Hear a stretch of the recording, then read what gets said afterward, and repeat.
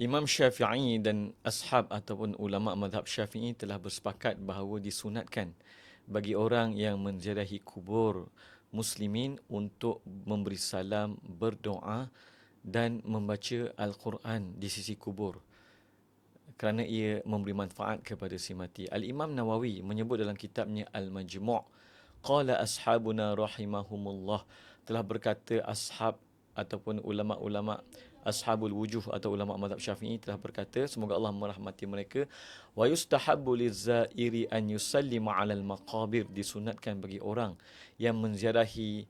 perkuburan untuk memberi salam kepada penduduk-penduduk kubur, wa yad'u liman yazuruhu wa li jami'i ahli al-maqbarah, dan disunatkan juga untuk berdoa kepada orang yang diziarahinya dan kepada seluruh ahli atau penduduk perkuburan tersebut. Wal afdalu an yakuna salamu wa du'a'u bima thabata fil hadis, dan lafaz yang paling afdal untuk memberi salam dan berdoa kepada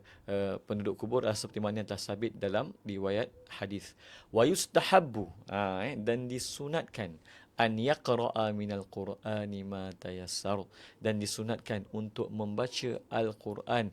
dengan kadar yang mudah baginya, wa yad'u lahum aqibaha, dan untuk berdoa kepadanya selepas membaca Al-Quran tersebut. Nassa alaihi Syafi'i, Imam Syafi'i sendiri telah menaskan perkara ini, wattafaqa alaihi al-ashab, dan para ashabul wujuh ataupun ulama-ulama mazhab juga telah bersepakat tentang kesunahan ataupun hukum sunat bagi membaca Al-Quran, memberi salam dan berdoa ketika menziarahi penduduk kubur daripada kalangan muslimin. Semoga bermanfaat.